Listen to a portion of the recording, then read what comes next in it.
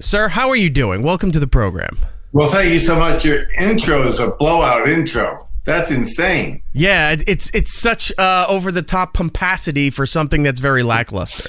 Blowout is right. I forgot it was on there, and the sound came through. I'm like, whoop. Yeah. Take that down a little bit. It happens. Yes, it's a blowout intro.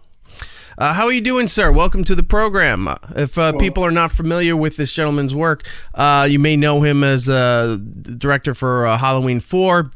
He's done a bunch. I saw that back there. I saw it. Right there on Jordan's. He's a big Halloween fan, so he's going to have a plethora of questions for you. Nice. You know what Jordan's doing now? He's the guy that wears the band shirt to the concert. Oh, for sure. Oh, I mean, come on. If you think about it, there's not much that I don't wear that's not horror movie related or Halloween related. So you can catch me on any random Wednesday, and this probably be the same thing. Right. So let's get started here. First, we have. Do you want to talk the book or the movie? Which is more pressing for you? Well, let's talk about Halloween 4 for 1 second, since you even brought better. Oh my gosh. Only because this movie, when it came out, this is the 35th anniversary, by the way.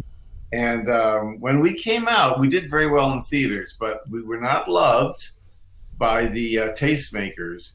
And now it's so funny because the love we get for this movie, it's grown. It's like a wine. It's matured over time. And it's really found a loyal and loving fan base. And I was just talking to Alan McElroy, the writer, about this the other day, how, we thought we'd made a pretty good little movie, but it's really, people really are into it all these years later. I think what was good about it is that it was coming off Halloween 3, which at the time also wasn't well received because it's straight away from the Michael Myers lore. You had the first two movies building up to, look, we've got the shape, we've got the bad guy, we have the story, and then boom, anthology series. And that is the same thing where it's like, now everyone loves it. Yeah. But we also know it's this little thing. It's about expectations. It really has a lot to do with expectations. And Mustafa Akkad really wanted to bring Michael back. He knew that they had made a little detour with Season of the Witch. Right. And it was hard to bring him back. And Alan and I were trying to come up with a way to do that. It was kind of a lot of responsibility, like how to get Michael back. But I think if nothing else, we carried the baton forward. That's for sure. Did you find it was hard to kind of take the reins of the Michael Myers series with coming back after the anthology series, not having John Carpenter's hand in it because, the rights did go to Mustafa and it becomes its own new thing now? Yeah, it was a lot of pressure. I knew there were a lot of people who were sort of against Part 4 and they weren't, loving the fact that John wasn't involved with it. But I had a very clear idea what I wanted to do with that movie from the beginning. That's, I think, why I got the gig, because I wanted to do a police procedural. And I kept telling him, it'll be a horror movie, don't worry.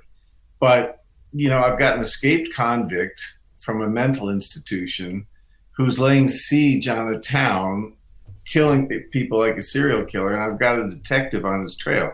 Now, the detective is Loomis, who's actually not a cop, but he certainly feels and works and acts like a cop and teams up with Meeker. So I think by putting the movie into the genre of a suspense thriller, what happened was then Michael became more real and he became more scary.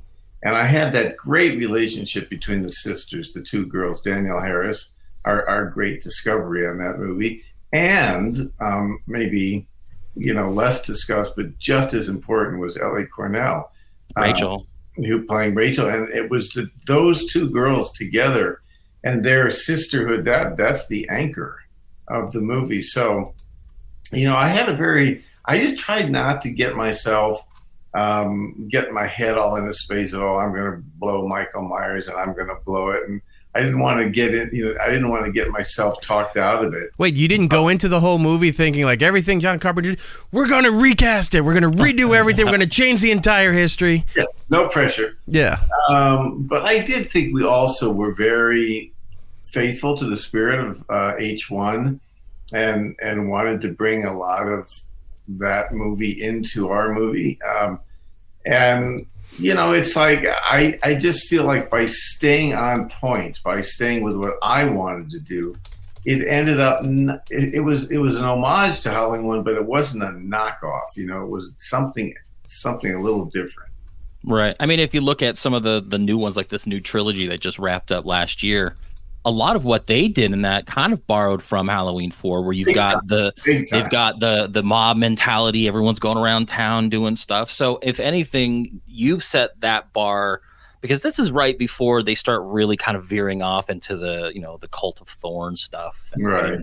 Kind of weird and supernatural. It felt still grounded in reality before they started getting supernatural with it. Well, my beef with the trilogy, and those are very talented people, but my beef with the trilogy, and I haven't seen every bit of every one, is that Michael has become he is a slaughter machine.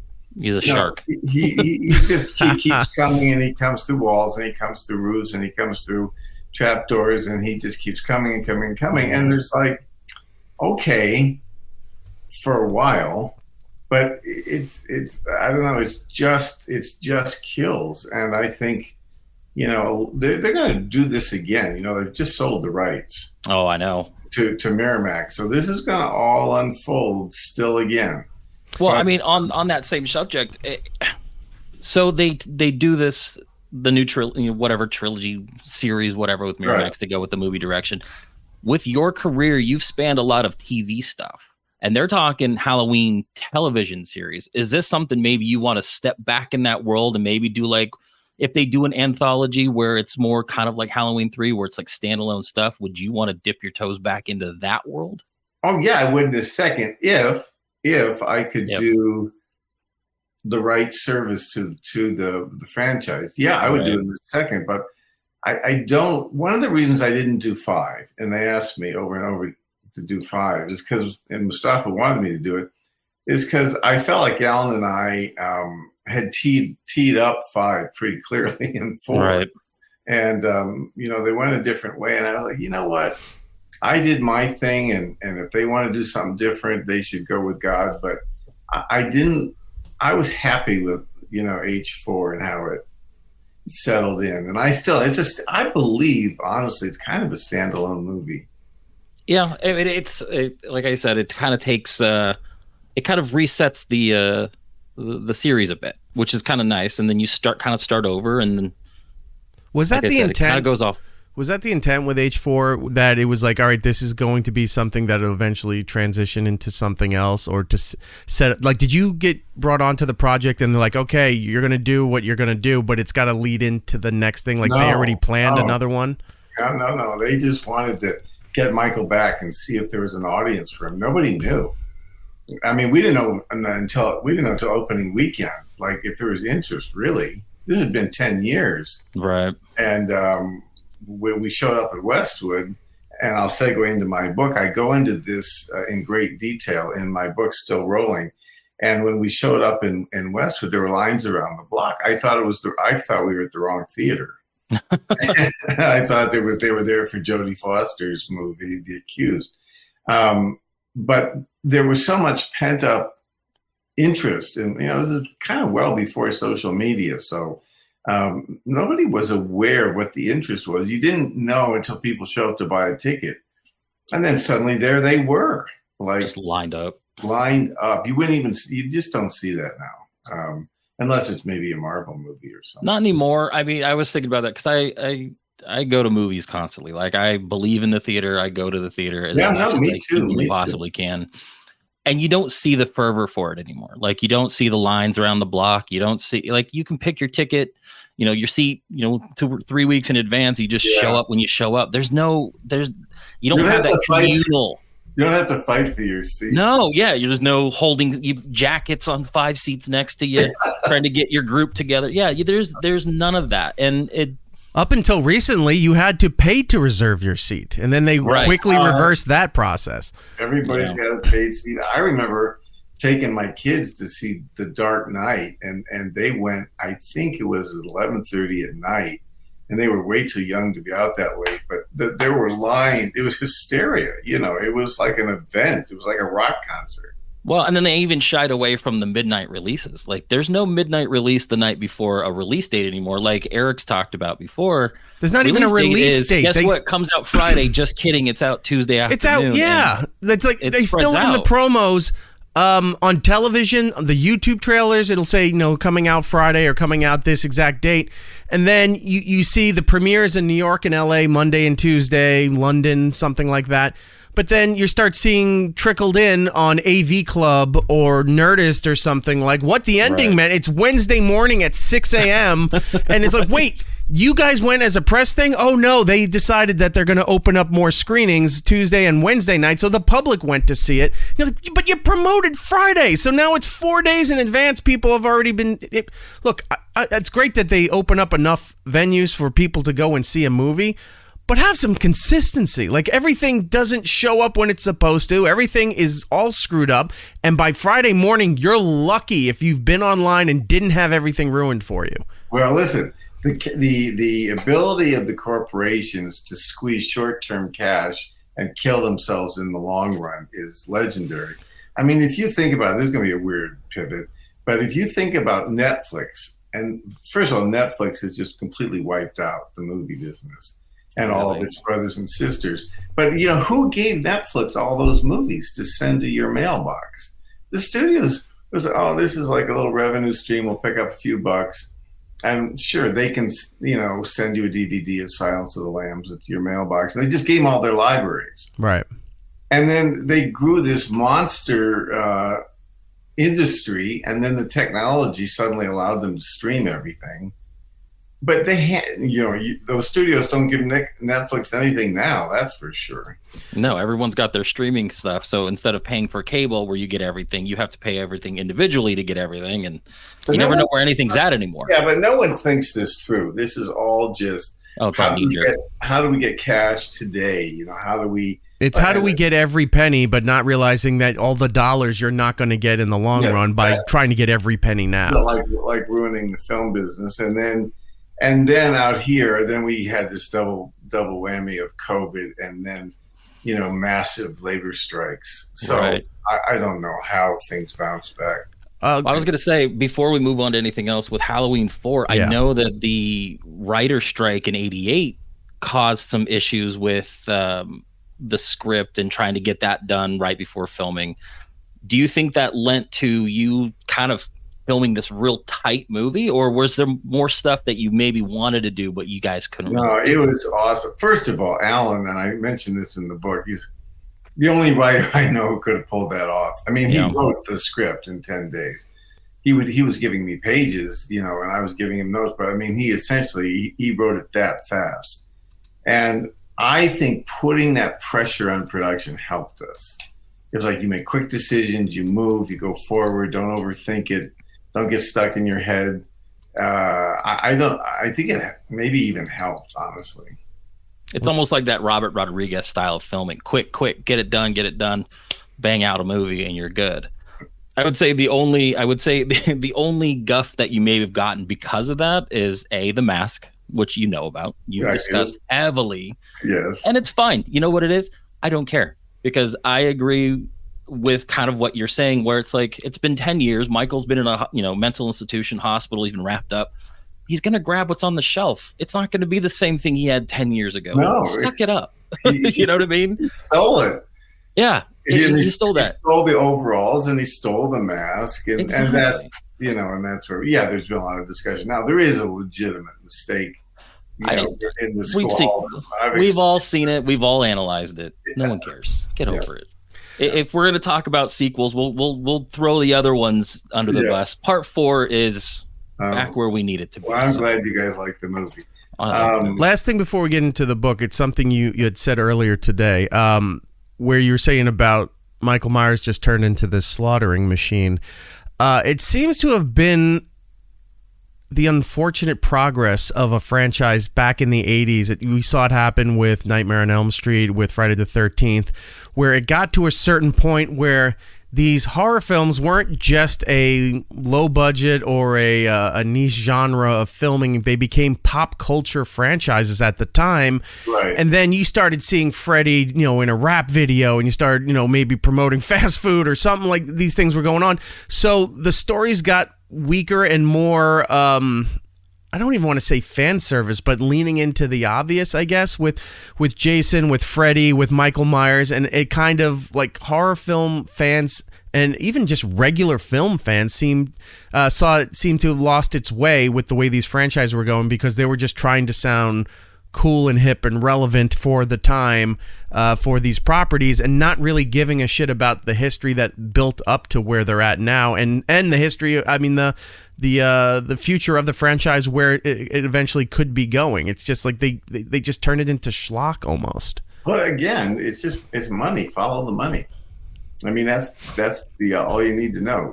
It's like it's all about the money right now, not the money next year or the money in 10 years. Was that the same mindset in the 80s?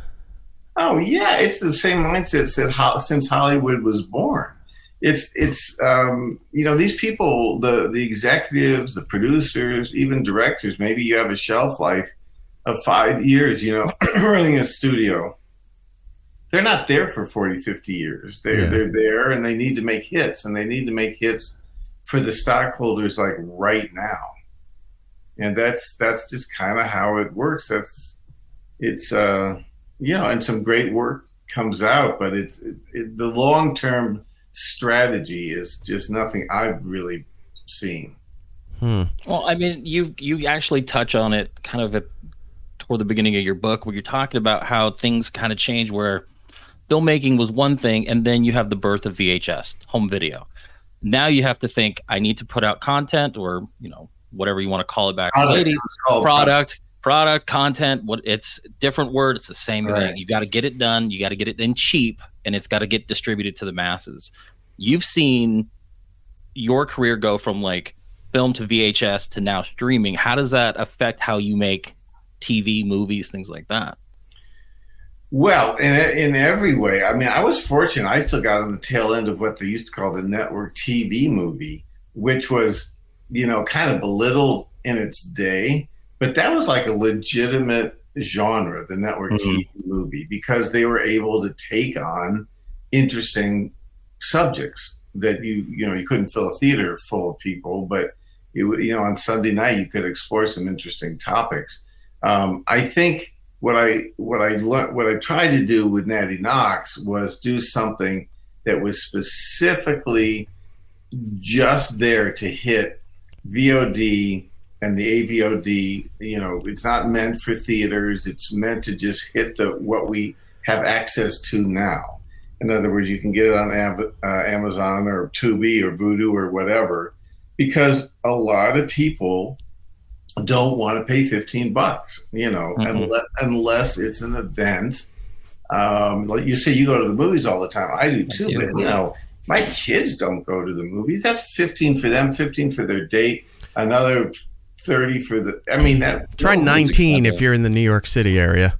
Oh my God. Yeah. But okay, so it's $100, it's $75 for a date at the movies.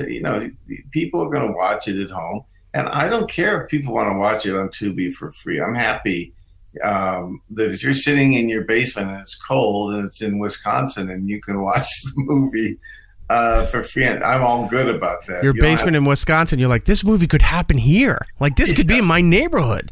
Yeah, so that's why we made Natty Knocks. It's a little Halloween film. We love it because it's not a gore fest. It was very light on.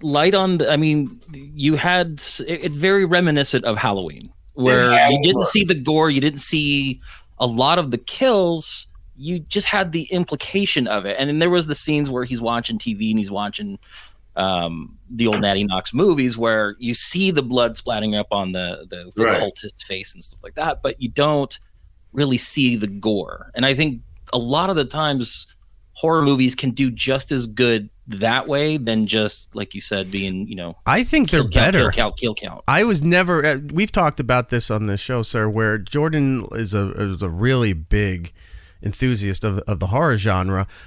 I pick and choose what I like out of it because I don't like the slasher portion of it. Like, it wasn't really for me. I don't handle it well. But I like the terror version of the horror stuff, the suspense stuff that you don't see, stuff that's implied, the jump scare stuff. Now the what do you call it? Like the Conjuring stuff, that phenomenon, supernatural style of horror, stuff like that. I've come to enjoy that aspect of the horror genre, where the serial killer slash them, dice them, Texas Chainsaw. Even though I can appreciate it for what it was. Well, this last Texas Chainsaw, oh my God, the Netflix one.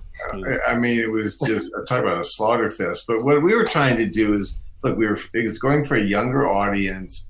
I didn't want, 13 and 14-year-old kids having their, just watching arms being torn off. But I wanted to get the Halloween mood. I wanted there to be a spook house. I wanted there to be the creepy neighbor. There's a lot of classic tropes in Natty Knocks of a Halloween throwback. We wanted to make a throwback movie. And it's interesting. It's just like Phantom of the Opera that I did many years ago. The people who like it love it. The people who had a different expectation for it, they're not happy because it's like, how come the kills aren't one after? Well, and also this goes back to what I was saying. If you've been raised on the new Halloween movies, right?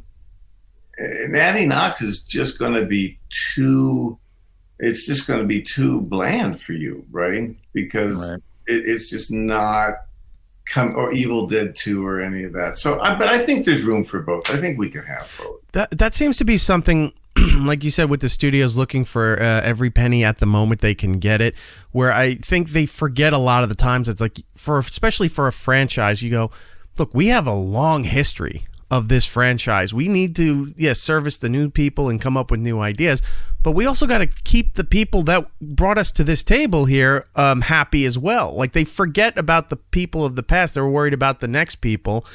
Doing a movie like Natty Knocks, where you have some of these classic tropes, but they're not tropes that people go, oh, I saw this coming, I saw that coming, and then they roll their eyes or whatever. They appreciate it, they respect it, they enjoy it. Is another form of fan service that I think a lot of the studios forget, that's like, please the audience you have too, not just the audience you don't have. Well, I love my kids. I love Charlotte Fountain Hardim and some of the kids, and I like that balance with them and the old timers with Bill and Robert and Danielle. I thought that was a nice mix. But when if you've been raised strictly on hardcore Saw, Heredity, whatever. If you've been raised up on hardcore horror, it's like, it's kind of like sex movies, right? If you've seen hardcore porn, you don't go back to Cinemax and watch gauzy, Playboy videos. There is a hardening of people's sensibilities. I sound like an old guy, but that's how I feel about it. No, you're realistic is what it is. No, and I view it that same way. I can appreciate a movie like Natty Knocks. I can appreciate a movie like Saw, if given the right context. The other day I watched Psycho. You know what I mean? Like, I can appreciate horror in all its iterations. It's when it's one thing all constantly, it just kind of saturates the market. I mean, we're seeing that with the superhero movies, and the pendulum's going to swing another way. We're going to get back. What I like about horror movies is that you can do them on the cheap. You can put out a good story, and if the story's good, who cares what you spent on it? It's going to be a good story. Yeah, it's got to be good. And Robert and I got into trouble on Phantom of the Opera because we kind of gored it up. You did. Because the marketing people, they felt like they were selling Freddy. That's all they had, even though it was the Phantom of the Opera. So it was too gory for the Andrew Lloyd Webber, Broadway people. But it was way too much opera and classical music for the horror people. And we kind of missed everybody. And then 25 years later, a Blu-ray comes out. And again, talking about the expectations, people just look at the movie for what it is rather than what it wasn't. And they just love it. It's very interesting to me how time changes the perception of these things. there's a very good story about that with The Thing, John Carpenter's The Thing. I mean, he talks about now, I mean, people think it's a top 10 all time. I mean, people just go on and on about The Thing. And he's publicly said, I mean, I don't really know John, but he's publicly said, like, where were you guys when I needed you? Right. You know, because they all dumped on that movie. Oh, I love that movie. It was trashed. Nobody remembers that now, but it was trashed at the time. Cheesy visual effects and this and that. And now The Thing is way up in the pantheon. So expectations do matter, I think. Yeah, and I think time, it's like that whole time heals all wounds. It's the same thing with movies that maybe didn't do so well, that you're right. I give it enough time, everything's going to be great. I had the opportunity to meet Robert, I think it was right around Freddy versus Jason had just come out, and he was doing a signing, and I went and met him. I didn't even talk about that movie. He's there to sign. He's there to talk about Freddy versus Jason, come out on DVD at the time. I walked up and I told him, look, love you as Freddy, love all this stuff. You're great. I love 976 Evil. And I must have been like maybe 19 at the time. And his eyes lit up. He goes, no one talks about that movie. And I'm like, why? It's great. Like things like Phantom of the Opera. I love that movie. Well, he started to see it. He does a lot of convention work, as you know. And he started to see right around 2005, I'm thinking, all of a sudden, these packs of women, romantic, slightly gothy women, started swarming him, not about Freddy, but they were swarming him about Phantom. And he said, I just suddenly felt this sea change about that movie, because there's something very romantic about the score. There's something very romantic about the wardrobe and the costumes and the period setting and the story itself. And suddenly there was an audience that was just loving a different Robert Englund movie. Yeah. No, I love him, and I love seeing him in Natty Knocks. It was nice to see that the reunion there. You got to not only direct Danielle Harris when she first starts off in Halloween 4, and now you've got her now, like 35 years later. You had Robert Englund. Bill Moseley was great. I love Bill Moseley in everything I ever watch him in. Didn't he do great? He's so simple. He is. It sells it. But he's so convincing. But I think what a lot of people aren't going to realize, because it took me forever to pin him, Jason James Richter is in this movie from Free Willy and Free Willy 2.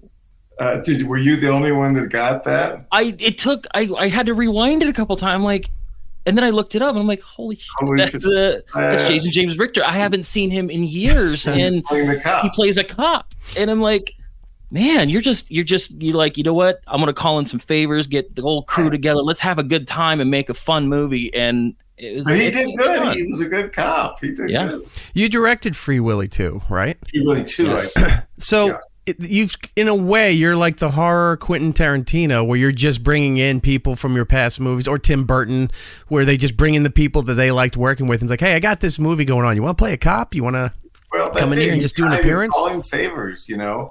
We're at a stage, at least in certain movies, where you don't have all the budget in the world, right? And you kind of say, hey, you want to go out and have some fun? And I did another movie just like that called Last Rampage. I don't know if you've seen it. It's very a little off the standard viewing list, but it's Robert Patrick, Heather Graham, and it's a true crime prison escape. And I really recommend you check it out. Robert Patrick is insane in that. I was going to say, did you call in that favor too when we directed X-Files? You're like, hey, Robert, I know we hooked up on X-Files. Come on over. Let's do this. I did 3 with Robert, because I did X-Files with him. I did Scorpion with him. Yep. And I did a few episodes of Dusk Till Dawn with Robert Rodriguez. And we were all down there in Austin. So I knew Robert by then. And then when the script came in, it was like, well, there's only one guy to play Gary Tyson. It's Robert. There's just one guy. So Jason James Richter also in that movie.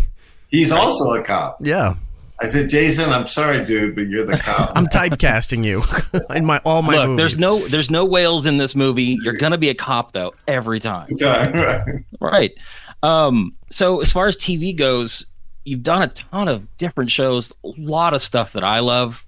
Do you find it hard to do the one-off directing where you just go in, you bang out that one episode, and you never come back to the franchise? Or is it obviously easier to do something like Bones, where you've done like 23 episodes and you've got a rapport with the actors, and now you feel like you're part of the family? Yeah, it does become like you're part of a family, and it's great because you have shorthand with everybody. It really does have to do with the chemistry of you and the cast and you and the showrunner writers. Like the people where I get along with them and they get along with me, like on The Practice, I had a really good thing going with David Kelly and on Prison Break, Sleepy Hollow. I love doing that because Tim Meissen, I just thought it was the greatest thing going. And that was such a weird, trippy series. It was a very interesting take on the lore. Yeah, I mean, it was just so out of the box. It's like, what are we doing? But it was just wacky enough to be interesting, and it really has like Millennium. Working with Lance Henriksen is just the best because of who he is as a person and who he is, as an actor.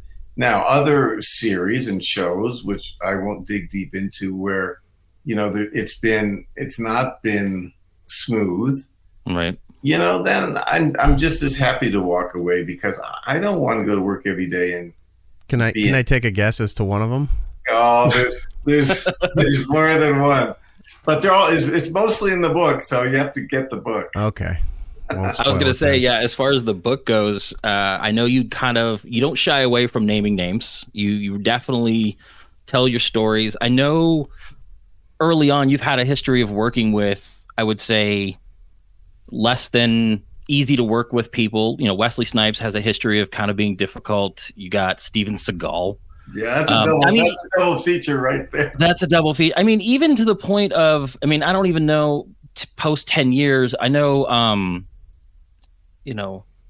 Loomis himself, back in the days of the first Halloween, there were stories of him showing up drunk on set and having issues. Maybe 10 years later, he was a little more low key about it. He hadn't been acting a ton. He took some handling. Donald's got a huge filmography. I would assume he would be the diva on the set. Well, yeah, but I was such a fanboy at that point because of the Bond movies and The Great Escape, and I'm like, whoa! I'm here directing Donald Pleasance, and then so I was very fanboyed out. I had to settle in and really start to work with him because he was a personality. But man, when that camera turned over, it was unbelievable. He's just so great. But yes, I've had a bunch of. I had Don Johnson. I've had a bunch of well-known, challenging divas. Yeah, you guys have been talking about all your body of work with the horror genre and your TV work, but I want to talk about a movie that I don't think gets much attention, and I actually really enjoyed. I saw it in theaters when it came out, and I've rented many times in college from the local video stores. Was Murder at 1600. Now that's interesting. You bring that one up. I'm a big Alan Alda fan, which you don't hear from younger people anymore. But no, I watch MASH constantly. By the way, I was the only director that shot Alan Alda, and it was his proudest day because we were able to put squibs all up and down his desk. And I said, Alan, seriously, dude, you got one shot. You got one chance at this.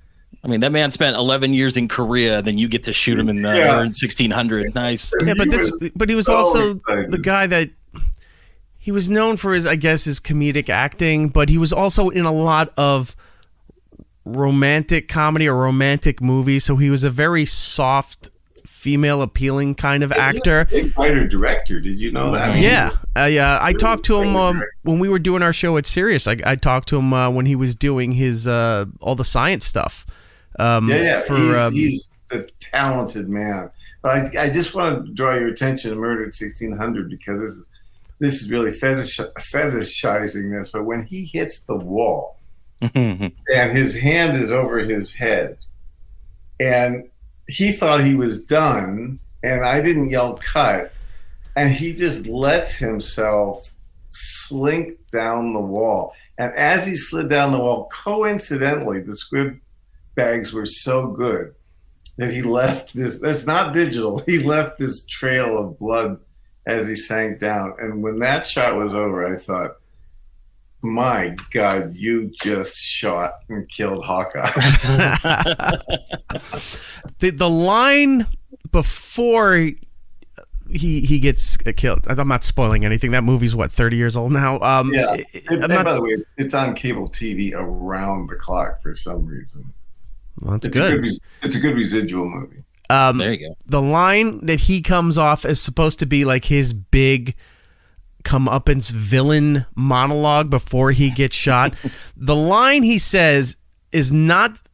It's so pretentious, and it's collateral damage line. No, it's the if I must choose between righteousness and peace, I choose righteousness. Like, it's not the badass line anyone would think to use, but it works for Alan Alda. Like, if anyone else in an action movie, or if it was like Alan Rickman.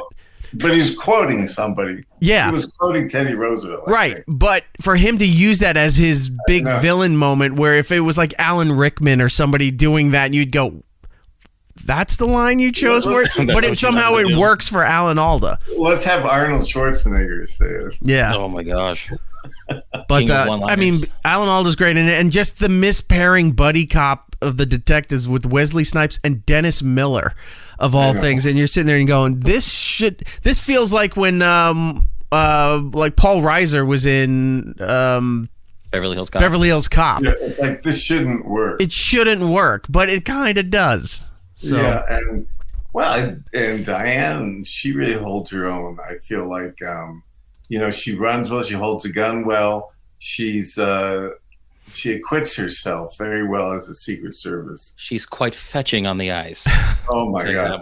I have had a crush on her for many a year. She's one of the great beauties, for sure. But she also moved well, right? And but she's got a great sense of humor, and that the only problem with that movie is and I mentioned this also in the book, is that Wesley had a movie come out kind of early on in the movie called The Fan. With Robert De Niro. And the movie had huge, talk about expectations. Everybody thought this was the one, and it just tanked. Really tanked. Yeah. And it put Wesley kind of in a very dark place for a while. It was hard to get him out of it. I think he was so disappointed because that was, Robert, he was kind of teed up to be the next guy, to be on the A-list for sure. So disappointed he just stopped paying taxes altogether. Yeah. Well, that was bad advice. I know those people that were around him who talked him into that. I mean, he's got to take responsibility, but he got bamboozled. I want to get your thoughts. Jordan had mentioned it earlier with Halloween 4, where you were working pretty tight because of the writer's strike going on back in the 80s. Here we are again, where now not only the writer's strike, but the Screen Actors Guild going on at the same time. And then one got resolved. And then like a couple weeks, it was almost 2 weeks ago at this point, where we thought the Screen Actors thing was about to get resolved. And then what's the big group, AMPTP or whatever that's, balked. And then at the last minute just walked out at midnight. And then at 2 a.m, I think we were doing the show, and so I'm looking at the alerts, and I go, this apparently it all blew up. This isn't getting anything fixed. It seems now that the stakes are more devastating than they've really ever been, because the writers thing got resolved. People are back working for for any kind of live shows or writing scripts for things to come. But the Screen Actors Guild thing seems to be not just like about actors write stuff, but there's AI stuff that's a part of this, voiceover stuff for video. Like there's more and more layers that are piling up with this. And I've never seen it where the studios just go pretty much like sticking 2 middle fingers up at everybody and said, we'll bankrupt you. And then everybody that works in this industry, from catering to seamstress to cosmetology and all that stuff, we don't care. We're not agreeing. We're not going to budge on this. And what are you going to do? Like, I've never seen it get to this point. I have a different view on this, but I will say that people need to understand how serious this is. There are people losing their homes, taking their kids out of school. There are divorces, separations. This is bad, and it's not actors. I'm sure it's bad for them, but I'm talking about everybody and the crew, every union. Yeah. This is really bad. People quitting the business, going back home. It's a massacre. And this has been going on. I remember the writers, I think, went out at the beginning of May. They went in May, and then Screen Actors in June. And now, we're well into October, and this last explosion was pretty severe. The SAG, Screen Actors Guild, came back with a proposal that had to do basically with participation, with equity involvement in subscriber shares. So that's what, that was the napalm bomb that went off. They're a labor organization, right? And they're entitled to the best wages, the best pensions, the best residuals that they can get. But if the General Motors people went back to the auto companies and say, we want all this, but now we also would like a piece of General Motors, it would not fly. It's just not how. Maybe we don't like capitalism anymore, but that's not how it works. Mm-hmm. Right. So, so when that happened, I think the studios were like, we've negotiated on this, and this. We've made a deal with the Directors Guild. We've made a deal with the Writers Guild. We can talk about this all some more in 3 years at the end of this contract. Let's keep going. Let's talk about it again.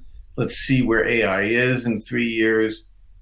But then to come back and say, we want a piece of the subscribers. I think they proposed $1 per subscriber, and then SAG said, no, we really meant 57 cents. I don't know. They were I think it was like 53 cents per subscriber for whatever streaming. But it was the principle of it, because because if they agree to that, they got to go back and give it to the writers and everybody else. And now you're talking about giving a piece of the stockholders' equity to labor. And that's like a redesigning of American economics. I'm not saying maybe we all want to do that, right? It's just, let labor have a stake in the companies. That's a much bigger conversation. Yeah, this is the one that was getting most of the attention, and then you saw the strike for the automobile industry, but there's other facets of the entertainment industry. We work in radio, where radio's doing the same thing, except we have AFTRA in certain cities that you have to be a part of it, but for the rest of the country, you're not in a union working for any of these media outlets, and they're at a time now where they don't care much about their future. They don't care much about their product or the programs that they have. They're like, well, we can have this one person voice track 14 stations across the country, and then we don't have to pay people in those markets to be live. Well, we were talking about this the whole conversation. It's about squeezing the maximum dollar for a short-term shareholder gain. And then when the whole industry dies, most of these execs are going to be like, well, I got my golden parachute agreement. I'm gone. So I'll watch the House of Cards fall. And, that sucks. Radio's not around. Oh, that sucks. Most of the film industry is gone. Or they're being all bought up. Like Warner Brothers, it's rumored that Universal's trying to take over Warner Brothers, and if that's the case, it's eventually going to whittle down to 3 companies owning everything, and then you're saying like, wow, Sony's the smallest out of all of them compared to Disney and Universal, and you go, wow, Sony's a small company. My Nostradamus on this whole thing, but now you're talking to a genre B movie maker about the history of the world. I don't know how did we get it. We need to bring back Canon Films. That's what we need. We need Menachem Golem. That's the right answer. 50 movies a year at the height of some of the best movies. I mean, to be honest with you, he cut your budget a little bit and took out a scene of Phantom. So Menachem, God rest his soul. He treated me right. He was good. I did you ever catch the documentary that they did? What was it? Electric Boogaloo, the story of Canon Films. Yeah, and then there's one, wasn't it the Go-Go Boys or something? Something like that. I know. I didn't know Yorm very well, but I knew Menachem pretty well. I had fascinating. But Sandy Howard was a great Roger Corman kind of producer. Mm-hmm. Nico Mastorakis was this crazy Greek director who put together a ton of B movies. You know, in those days, there were a lot of these seat of the pants, you know, out of the back of their garage kind of producers. Sam Arkoff was very successful with Amityville and Fast and the Furious, not to mention Roger Corman. But that whole generation, that just doesn't exist now. Which is sad, because some of my favorite movies growing up throughout the 80s. I was born in the late 70s, so like I grew up at the right time where VHS hit, so I got to see like the wildest and craziest of movies all the time. And that's, you know, I look at my kids. I have a 7-year-old and a 12-year-old, and I look at the things that I watch. I'm like, you're not watching this stuff, no way. Right. But I'm like, you know, desensitized to it, and I love everything about it. Charlie Band. Yeah, you don't get anything. You can maybe watch Natty Knocks. It's a good segue into horror without it being. It's a gateway to horror, and we made it for that because we wanted to have some scares, you know, put the girls in jeopardy. But I didn't want it to be so exorcisty that people, you know, I just want to do something a little lighter. So if that's people's expectations, they're going to love it. You know, it's a Halloween movie. It's a fun little Halloween movie. Nothing wrong with that. But people can really dive into all these movies. I'm doing my little pitch to the book in Still Rolling, because I kind of go in depth into a lot of what we've talked about: Murder at 1600, Phantom, Halloween, and, you know, a movie with the great Brandon Lee. I know. Rapid Fire. A cheesy but wildly entertaining snake movie, Anacondas, that we made. Oh, the second one, right? The second one. And so there's some fun ones in there. It's an interesting read especially for film students, I think.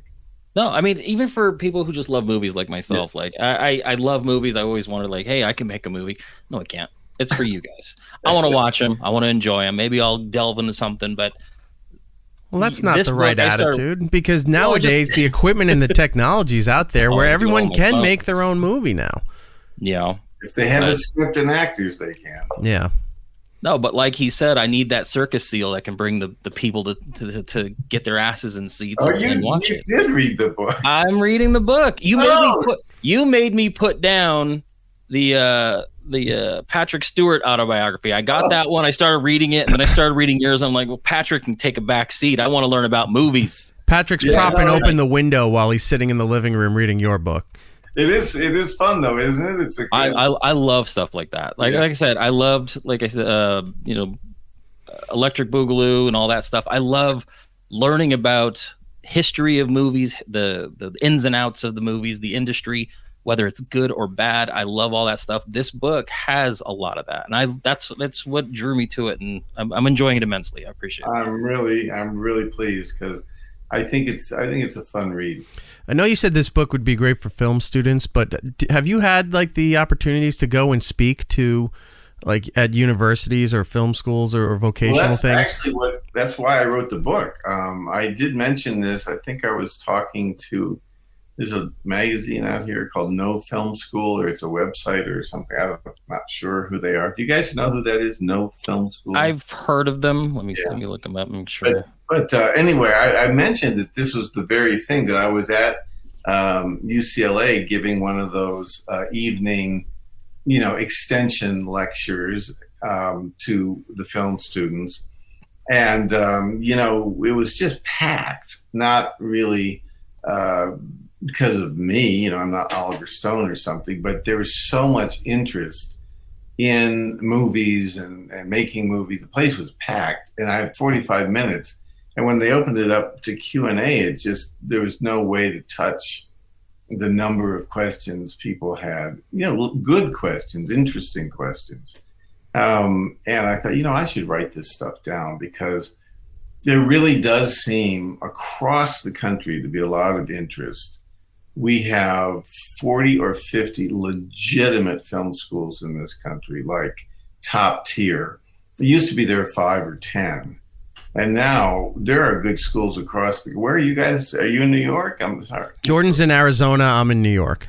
Oh, well, Arizona has good film schools. Arizona State.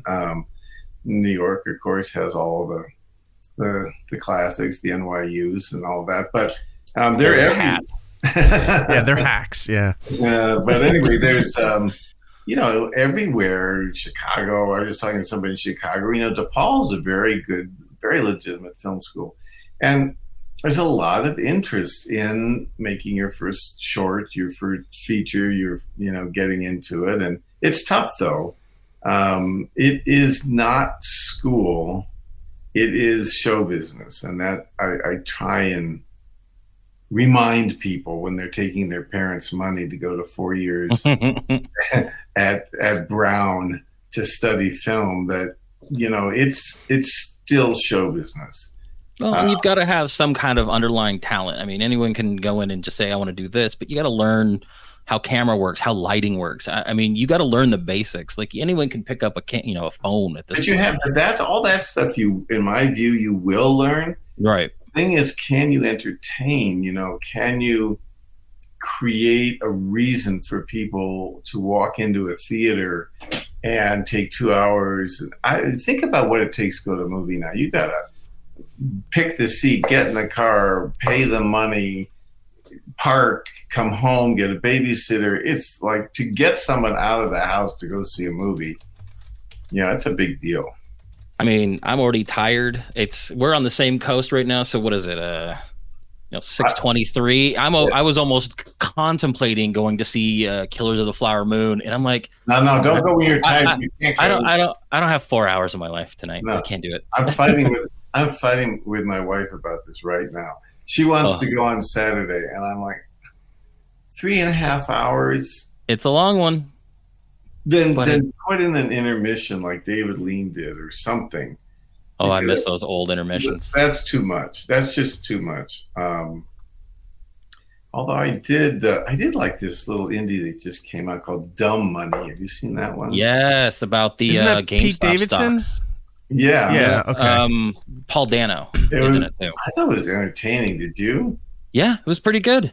I liked it. Like it's weird because now these movies are getting churned out so quick right after the event happened. It almost feels like there's almost no separation from and no one saw history to movie. You know what I mean? Like, and I noticed no one saw it.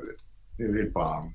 A lot of the times, a lot of these movies are now doing these simultaneous releases where it's like, hey, come see it in the theater or hit the button on your TV, and no one wants to leave their house, so why not? So I think that's where that one kind of faltered a little bit. And then you've got big studio movies like Haunted Mansion, which are money making machines, but they release a Halloween movie in July. You're not going to make any money. That made no sense. No, and it's a fun little movie. Like I enjoyed it, but I watched it at home. I didn't. I watched it in the July theater, Arizona, to watch a Haunted Mansion movie. I watched it in the theater. I loved it, but I was in there, and there was maybe 6 other people in the theater, right. And I was like, this is far better than the other Haunted Mansion movie that they put out, but this is too good to be bombing in the theater for opening weekend. So, can I tell you my fun? It's an action movie. It's not a horror movie, but my guilty pleasure B movie that I never heard anything about, and I saw it in the theater, and I just loved it. Is it Butler? Yeah, Gerard Butler in Plane. Yes, they're making a sequel. Have you ever seen Plane? No. Yes, they're making a sequel to it. Because you mentioned Cannon. Yeah, and that to me was a straight up Cannon movie, but well done. He does these kinds of movies, though. Gerard Butler, it's almost like Samuel L. Jackson, where he'll just all of a sudden he's in a movie, and you're like, "What happened?" Like, I didn't realize Gerard Butler was in, the 13th, like I Gotta Save the President movie, and then there's Plane, and then they're spinning off Plane with Michael Coulter, the other gentleman who was in the movie. They're spinning it off about a boat, and I'm like, "This is where we're at now. We're just gonna have vehicle movies." I don't know if that'll work, but yeah, exactly. I thought Plane was pretty good. It's like Speed. Speed 2 was on a cruise ship, so this that didn't go so well. Yeah, but they have Liam Neeson. He's kind of just gotten a little too old now, but he was doing one a year of these, right? Liam Neeson. He just did one. Did you see this last one? No. Yeah. It must have been Speed. Like he's in his car. He's having marital issues. He gets a phone call. He can't get out of his car because there's a bomb under his seat. Well, can you hear the phone call, Liam? You're not going to have to do anything. You just have to sit in the car. And he's like, I'm in. I'll do that movie. Wasn't that just, remember the telephone booth movie where the guy answers the phone and he can't leave the telephone booth? Farrell. Yeah. I mean, it's like, they're all just recycled. It's like, oh, look, it's not in a telephone booth. He's now in a car. But the other English actor did it. Who's the lock stock guy? Anyway, did a movie where he's stuck in a car and it's all that. This has been done before. Oh, yeah. But no, I mean, it's hard to really get that original idea out there. Right. And when it happens, it's great. The problem is we're at a time now where no one wants to see all the superhero movies, but no one cares about originality anymore either. It's weird. It is a funny time. And Jason Statham, he's kind of used up his B-movie moment, except with the shark, I guess. I was going to say he was just in Meg 2. Yeah. Ridiculous. I do want to point out movies like that have Chinese backing. Like that was a completely it's just funded by Chinese. Like the audience out there love those kinds of things. That's why the Transformers movies did so great. Right. This is why Meg made tons of money. No one saw it here. VFX movies. Oh yeah. You brought up Gerard Butler. I just want to talk about. I saw a movie not too long ago called Greenland. Yeah. Where it was about trying to get to the country Greenland because meteors were coming and going to destroy the Earth. No meteors. The majority, about 4/5 of the movie is them talking about the meteors and nothing happening. And then the last 5-10 minutes, they're somehow they made it to Greenland while meteors are coming down. They flew. The plane was fine. Got there. They're running to a shelter or something. But you never see the meteors. They look over this way and you'd hear a noise or something like that. They did a horror thing. It's like, well, what you don't see is supposed to be more scary than what you do. That's like an old Roger Corman, Sandy Howard movie. Yeah. It was so aggravating. I'm like, you waited for the meteor thing, and then it finally gets to the point, and they're racing to the end really fast, and you don't even see it. And you're like, damn it, they hooked me in, and I'm just more frustrated than when I came into the movie. Oh my God. See, this is the double feature I would go see at the New Beverly is we'll do Phantom of the Opera with Gerard Butler, then actual singing movie, and then we'll watch Phantom of the Opera with Robert Englund. That'd be insane. The audience couldn't be much further from each other. It would be hilarious to see. That'd be an insane double feature. That would be fun. I love that stuff. Do it there or at Kevin Smith's new thing not far from here over at Smod Castle Theaters. I'm sure he'd entertain that. He'd be like, yeah, let's do it. Let's blow out the weekend. Again, you're here promoting the book, Still Rolling, Inside the Hollywood Dream Factory. It's out now on paperback. You can get it on Kindle through Amazon for your digital reading needs. Is there anything else in the book that we haven't touched on that you want people to know about? There's so much. First of all, there's a lot of good gossip if you like that, but there's a huge discussion about this difference between film and television for the director. And in fact, the film is broken up into two sections. The first being about film and studio movies and so forth. And part two is about television. I think that's an interesting, I don't think anybody's done it quite as uniquely as I have. So that's good. Natty Knocks is out there. You can find it anywhere. If you want to sit down, even with your kids, with some popcorn and watch, it's a scary little Halloween movie. I mean, there are some F-bombs in it, but I do think it's... There's F-bombs in Bluey and Paw Patrol nowadays. Who cares? Kids are just used to everything. But it's kind of... I think it's... it would have been... If it had been rated, it would have been, I think, a PG-13. And it's good for that. I think people will really like it. If you're expecting like an Eli Roth sort of cabin in the woods thing, you're not going to get it. And then that's my world. Working on some new projects, but just the book, and that's the most important thing for me. I hope people really are able to pick up the book. Now, you wrote this book during COVID. Now that the strikes are happening, do you have anything else left in you to do another book? I need more stuff to read. It's less than 400 pages, people. It's worth the read. It's quick. And you're not getting new TV or movies right now, so you got to turn to reading and podcasts and streaming. This is where everyone's going. I need more material. I could fill another book. I'm not sure I will, but I could easily. I mean, 40 years is a lot of film and television. I could definitely, I just, there are just so many oddball stories if you've knocked around long enough. And so we'll see how this goes. But, I've got a couple indies that are being financed, or I hope, eventually will be. The marketplaces are changing so fast that I'm not sure where the new dollars are going to come from. But I mean, AFM is coming up. So, we're trying to sell some stuff at AFM out here. That's in 2 weeks. Wow. You're talking about your Q&As. If you don't have the time to go out and do that as much as you used to, I don't know what your schedule is. You could hop on. You could set up a YouTube thing. You hop on there, and people just pay the super chats to ask questions. So it's like, hey, you want to ask him a question? I can do it live here for an hour a week, and then people just pay to ask the questions. That's another revenue stream now. Well, I think no, they got to do the work. They got to read. Okay. Let's get literate. Okay. They got to read this shit. The man's trying to educate you people. Also, get the book. Follow him on social media, on Twitter, X, whatever you want to call it. The last thing is I do have a website, dwightlittleddirector.com. Okay. And that's got the movies, the TV, a link to the book. It's kind of, got a whole bunch of interesting stuff on there. So I forgot to mention that. dwightlittleddirector.com. All right. That's for the website. If you want to follow him on social media, like we were saying, Twitter and X, or X, whatever you call it, Little 4 Dwight, Little, the number 4 Dwight. And then on Instagram, it's Dwight Little 8mm for 8mm. You can follow him there. And again, get the book. It's a good read. Still rolling inside the Hollywood Dream Factory, in bookstores now. You can get it on Kindle. And Natty Knocks, available on video on demand. Buy it, watch it, rent it. And then what? Voodoo and Tubi. There you go. No, we're gonna cut Tubi out. Let's get you some money. Pay the money, $4. It's a quick little rental. Don't go to Tubi. Stop with your free stuff. Let's pay the man. There you go. That's the spirit. Dwight, thank you so much for your time. Thank you for coming on. You could see that we're big fans of your work, and we really appreciate you making the time to talk to us. Well, I appreciate your interest, and good luck to you guys.